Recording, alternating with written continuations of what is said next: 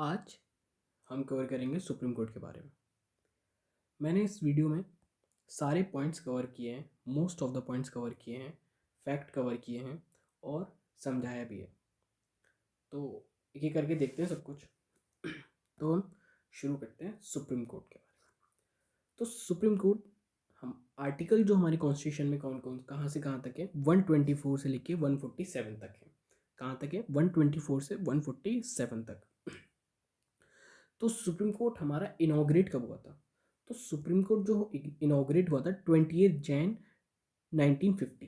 इससे पहले क्या था?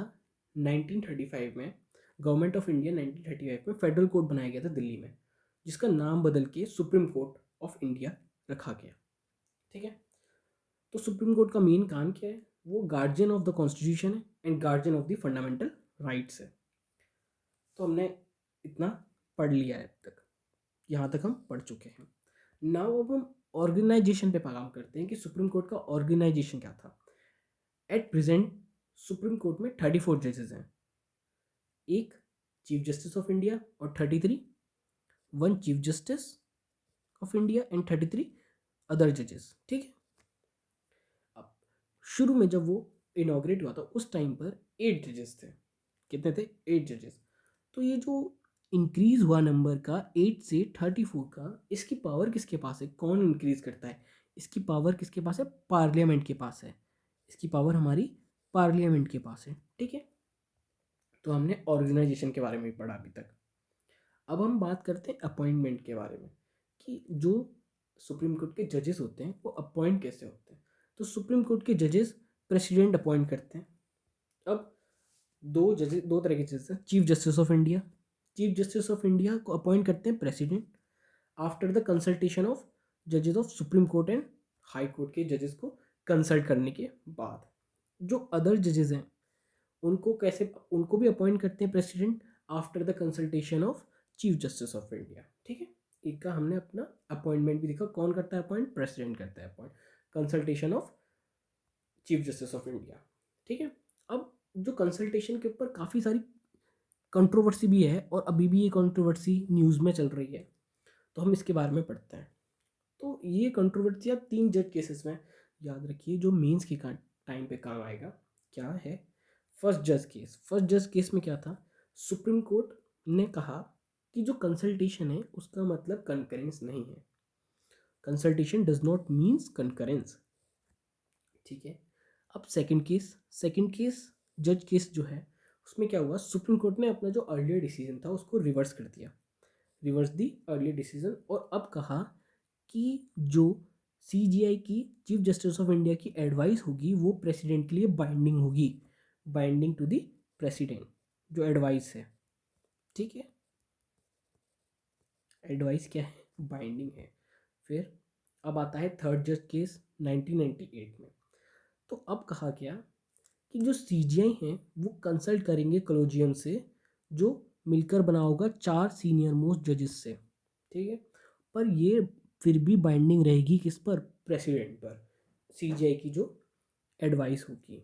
अब इसमें एक बात नोट करने की ये है कि अगर कोलोजियम से 2 सीनियर मोस्ट जजेस जो हैं उनका ओपिनियन अगर अलग होता है, एडवर्स होता है, तो वो जो रिकमेंडेशन है, जज का जो नाम हम रिकमेंड कर रहे हैं प्रेसिडेंट के लिए, वो नहीं किया जाएगा। ठीक है।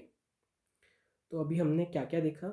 हमने देखा सुप्रीम कोर्ट कब इनॉग्रेट हुआ, ऑर्गेनाइजेशन क्या है, अपॉइंटमेंट प्रेसिडेंट करते हैं, और हमने कंट्रोवर्सी देखी जो कंसल्टेशन के ऊपर हुई है। अभी तक हमने ये सारी चीज़ें देखी हैं। अब हम बात करते हैं क्वालिफिकेशन की ऑफ सुप्रीम कोर्ट जजेस का। क्वालिफिकेशन क्या होना चाहिए? क्या होना चाहिए कि यार वो जज ऑफ हाई कोर्ट होना चाहिए फॉर 5+ ईयर, और सिटीज़न ऑफ इंडिया होना चाहिए, बाय बर्थ नहीं, खाली वो सिटीज़न ऑफ इंडिया होना चाहिए। और ये बहुत बहुत पॉइंट इंपॉर्टेंट है क्योंकि इस पर बहुत सवाल पूछ सकता है कि citizen of India by birth होना चाहिए या नहीं। ऐसा नहीं है, बाय बर्थ नहीं होना चाहिए। और वो advocate of high court for 10+ year हो। तो ये हमने क्वालिफिकेशंस भी देखी। अब हम देखते हैं टेन्योर। तो जजेस का टेन्योर कैसे होता है? तो कॉन्स्टिट्यूशन ने कुछ फिक्स नहीं किया है पर 3 प्रोविजंस बताए हैं। क्या प्रोविज़न बनाए हैं कि until the age of 65 years, 65 years के जब तक वो हों तब तक वो जज बने रह सकते हैं। जिस दिन वो 65 ईयर के हुए वो लास्ट दिन होगा उनके जज का रहने तक का। और दूसरा क्या है, वो रिज़ाइन कर सकते हैं। तो अगर जब वो रिज़ाइन करें तो वहीं पर उनका टेन्योर ख़त्म हो जाएगा। रिज़ाइन लेटर किसको देंगे, रेजिग्नेशन वो प्रेसिडेंट को देंगे। और उनको क्या किया जा सकता है, रिमूव किया जा सकता है by the recommendation of parliament. ये हम देखेंगे अभी कैसे इनको ये रिमूवल में आएगा पॉइंट आपका, ये रिमूवल में आएगा। ठीक है, अभी हम देखेंगे कि कैसे रिमूव करते हैं। अब हम रिमूवल देखते हैं। तो हम जज को दो तरीके से रिमूव कर सकते हैं, प्रूव्ड मिसबिहेवियर और इनकैपेसिटी हो। क्या तो कुछ वो गलत काम करें या इनकैपेसिटी या वो उसके काबिल ना हो अब जज की पोस्ट के लिए। अब मानते हैं हमने ये करा, तो अब इसके स्टेप्स क्या होंगे, हम कैसे कैसे इन्हें रिमूव करेंगे वो देखते हैं। तो रिमूवल कहाँ से स्टार्ट होगा, रिमूवल आपका स्टार्ट होगा पार्लियामेंट से। पार्लियामेंट में दो हाउस हैं, लोकसभा एंड राज्यसभा। अगर रिमूवल का मोशन, इसके लिए एक मोशन लाना पड़ेगा। अगर रिमूवल का मोशन लोकसभा में आता है तो उसको 100 मेंबर्स, मिनिमम 100 मेंबर्स से साइन करवा के स्पीकर को देना होगा। अगर राज्यसभा से आता है तो उसको 50 मेंबर से साइन करवा के किसको देना पड़ेगा, स्पीकर को देना पड़ेगा। किसको देना पड़ेगा, स्पीकर को देना पड़ेगा। नाउ स्पीकर के पास ये चॉइस है कि वो उसको एडमिट करे, वो इसको एडमिट करे या ना करे, ये स्पीकर की मर्जी है। एडमिट करे और रिफ्यूज़ भी कर सकता है वो उस मोशन को। तो हमें ये बात इंपॉर्टेंट है, इस पर यूपीएससी का प्रीलिम्स का क्वेश्चन भी है। तो अभी हमने क्या किया कि भाई लोकसभा से एक मोशन साइन करवाया, वो हमने स्पीकर को दिया। स्पीकर उसको साइन कर भी सकता है, एडमिट कर भी सकता है और नहीं भी कर सकता। मान लीजिए उसने एडमिट कर लिया। अगर उसने एडमिट कर लिया तो वो क्या करेगा, 3 मेंबर एक कमेटी बनाएगा जिसके अंदर चीफ जस्टिस ऑफ इंडिया होंगे, chief justice of high court होंगे और एक डिस्टिंग्विश्ड ज्यूरिस्ट होगा। ठीक है, ये 3 मेंबर की एक कमेटी बनेगी। अगर अब इस 3 मेंबर ने केस को देखा और उसने पाया कि यार ये गिल्टी है, प्रूव कर दिया गिल्टी ऑफ मिसबिहेवियर्स की। ठीक है, तो अब क्या होगा, ये जो मोशन लाया गया था अब इसको हाउस में लाया जाएगा वोटिंग के लिए। इस मोशन को अब हाउस में लाएंगे हम। ठीक है, हाउस में लाने के बाद अब ये मोशन दोनों हाउस से पास होना ज़रूरी है। दोनों हाउस से पास तो होना ज़रूरी है, साथ के साथ स्पेशल मेजोरिटी में पास होना है।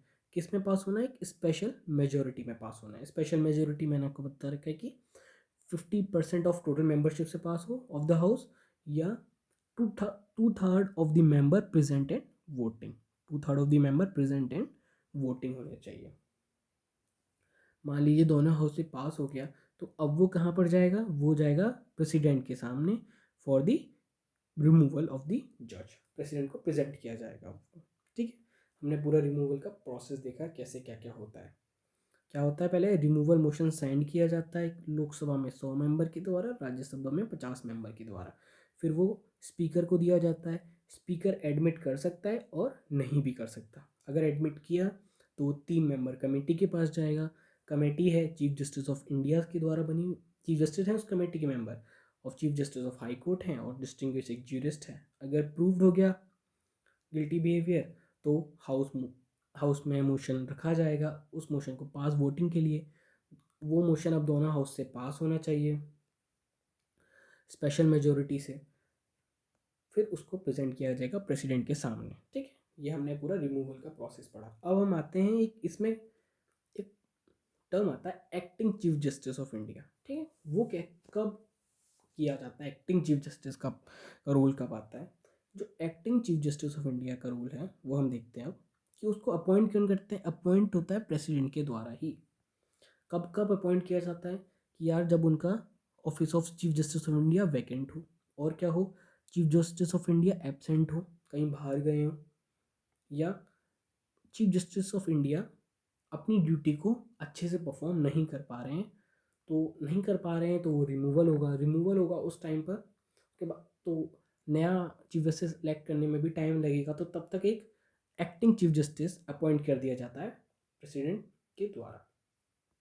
ठीक है, अब एक और कॉन्सेप्ट होता है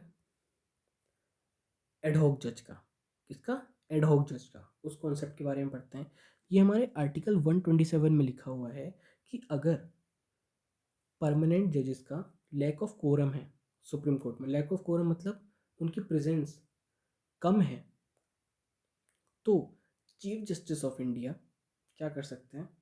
हाई कोर्ट के किसी जज को सुप्रीम कोर्ट के जज अपॉइंट कर सकते हैं, एक एज अ एडहॉक जज फॉर टेम्परेरी बेसिस। ठीक है, ये यहाँ पे एडहॉक जज का कर सकते हैं। 127 में लिखा हुआ है, ये यूपीएससी में आया हुआ सवाल है, तो उसको आप अच्छे से याद कर लीजिएगा। ठीक है, एडहॉक जज।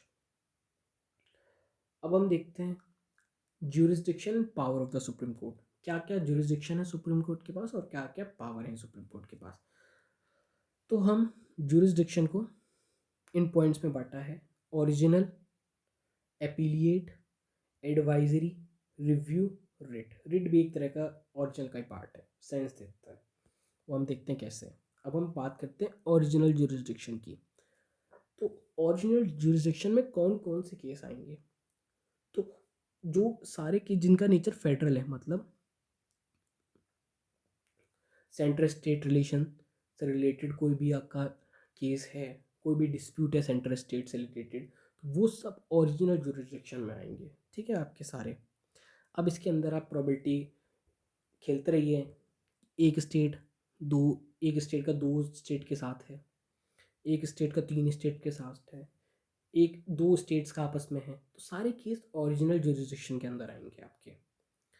पर ओरिजिनल ज्यूरिसडिक्शन में प्राइवेट सिटीजन का केस नहीं लिया जाता। No suits of private citizen entertain in original jurisdiction. ये प्राइवेट सिटीजन का हम रिट ज्यूरिसडिक्शन में लिखते हैं। किस में लिखते हैं? रिट ज्यूरिसडिक्शन में। ये आर्टिकल 131 है ओरिजिनल ज्यूरिसडिक्शन जो हमें बताता है। अब हम रिट ज्यूरिसडिक्शन के बारे में पढ़ते हैं। तो ये जो रिट ज्यूरिसडिक्शन है, तो सुप्रीम कोर्ट 5 तरह की रिट्स डाल सकता है: habeas corpus, mandamus, prohibition, quo warranto, सर्शरी। ये फंडामेंटल राइट्स के चैप्टर में हम पढ़ेंगे अच्छे से डिटेल में।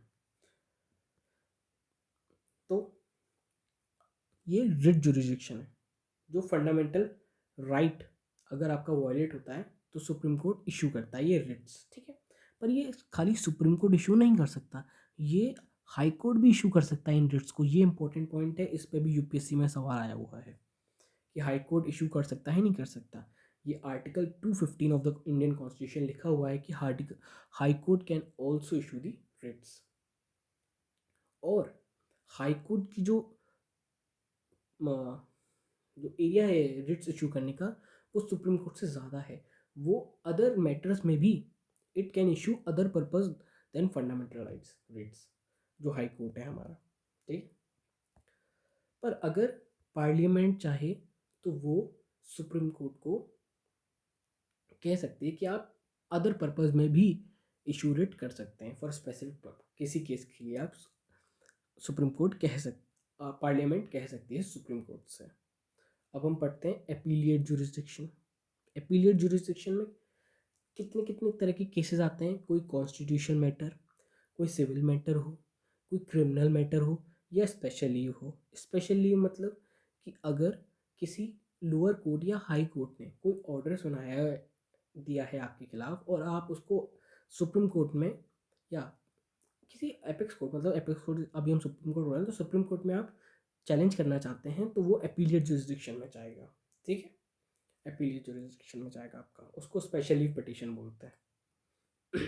अब हम आते हैं एडवाइजरी ज्यूरिसडिक्शन पे। तो अब एडवाइजरी ज्यूरिसडिक्शन का कब काम आता है कि जब अगर सुप्रीम प्रेसिडेंट मांगे एडवाइस सुप्रीम कोर्ट की। ये सुप्रीम कोर्ट खुद से जाके प्रेसिडेंट को एडवाइस नहीं कर सकता कि आइए मैं आपको एडवाइस करता हूँ। अगर जब प्रेसिडेंट मांगे तभी सुप्रीम कोर्ट को अपनी एडवाइस देनी है। तो सुप्रीम कोर्ट से प्रेसिडेंट दो केसेस में एडवाइस मांग सकते हैं कि एनी क्वेश्चन ऑफ लॉ, ठीक है, हो, या और any dispute arising out of pre constitutional treaties. कोई पुरानी कॉन्स्टिट्यूशन लागू होने से पहले की कोई ट्रिटी हो, इंगेजमेंट हो, तो उसका कोई डिस्प्यूट हो, उस पर एडवाइस मांग सकते हैं। अब पहला केस जो है जो एनी क्वेश्चन ऑफ लॉ है, तो सुप्रीम कोर्ट दे भी सकता है, नहीं भी दे सकता। सुप्रीम कोर्ट की मर्जी है अपनी, दे या ना दे। पर दूसरे केस में सुप्रीम कोर्ट को अपना ओपिनियन देना पड़ेगा। जो प्री कॉन्स्टिट्यूशनल ट्रिटी का ला है डिस्प्यूट, उसमें आपको सुप्रीम कोर्ट को देना पड़ेगा, अपना ओपिनियन और एडवाइस देनी पड़ेगी। अब हम आते हैं रिव्यू जुरिस्डिक्शन में। रिव्यू जुरिस्डिक्शन में क्या है कि पावर, कि सुप्रीम कोर्ट के पास ये पावर है कि वो एग्जामिन कर सकता है कोई भी executive order of centre and state. अगर कुछ भी उन्होंने, जैसे फार्म बिल था तो सुप्रीम कोर्ट एग्जामिन कर सकता है उनको। एनसीजेसी बिल था, उसको सुप्रीम कोर्ट एग्जामिन कर सकता है। अगर कोई कॉन्स्टिट्यूशन अमेंडमेंट है, उसको सुप्रीम कोर्ट एग्जामिन कर सकता है। इन सबको ये पावर है सुप्रीम कोर्ट की, ठीक है। ये रिव्यू कर सकता है इन सब चीज़ों को। लेजिस्लेटिव इनेक्टमेंट हो, एग्जीक्यूटिव ऑर्डर हो, सेंटर और स्टेट दोनों की, ये नहीं सेंटर का, सेंटर स्टेट दोनों के एग्जामिन कर सकता है। अब और पावर क्या है, ये पावर है और जुरिडिक्शन और क्या है पावर, कि सुप्रीम कोर्ट ने अगर कोई डिसीजन दिया है, मान लीजिए किसी केस में, तो अगले केस में उस पहले वाले केस का डिसीजन साइड किया जा सकता है कि पहले सुप्रीम कोर्ट ने ये डिसीजन दिया था, आप साइड कर सकते हैं सुप्रीम कोर्ट के पहले डिसीजन को। ये इसकी कोर्ट ऑफ रिकॉर्ड की पावर है। और हम और पावर देखें तो सुप्रीम कोर्ट का जो डिसाइड करता है, अगर कोई इलेक्शन डिस्प्यूट आ जाता है किसके में, अगर regarding the election of president और वाइस प्रेसिडेंट को इलेक्शन डिस्प्यूट होता है, तो सुप्रीम कोर्ट डिसाइड कर सकता है और इसका डिसीजन फाइनल होगा। ये फाइनल अथॉरिटी है हमारा सुप्रीम कोर्ट। और इसके पास पावर है खुद के जजमेंट को रिव्यू करने की। हमने पहले ऊपर 3 केस में देखा ही कि वो अपने जजमेंट को खुद ही रिव्यू कर रहा था, सुप्रीम कोर्ट किया उसने। और अगर कोई भी सुप्रीम कोर्ट लॉ बनाता है तो उसका लॉ बाइंडिंग होगा सभी कोर्टों के लिए। ये भी उसकी एक पावर है, ये एपेक्स कोर्ट है, ठीक है। अब ये एक इम्पॉर्टेंट पॉइंट है कि जो सुप्रीम कोर्ट का पावर है और जुरिस्डिक्शन है यूनियन लिस्ट को लेके, वो बढ़ाया जा सकता है by parliament, can be enlarge by parliament. और अगर अदर किसी लिस्ट के मैटर का है तो उसमें एग्रीमेंट करके सेंट्रल और स्टेट के बीच में एनलार्ज किया जा सकता है। तो ये हमने सारी चीज़ें कवर करी सुप्रीम कोर्ट से रिलेटेड। अगर कोई भी इश्यू है आपका इससे रिलेटेड तो आप कमेंट सेक्शन में बता सकते हैं। कोई पॉइंट अगर मिस हो तो मेरे को सही कर सकते हैं। So thank you.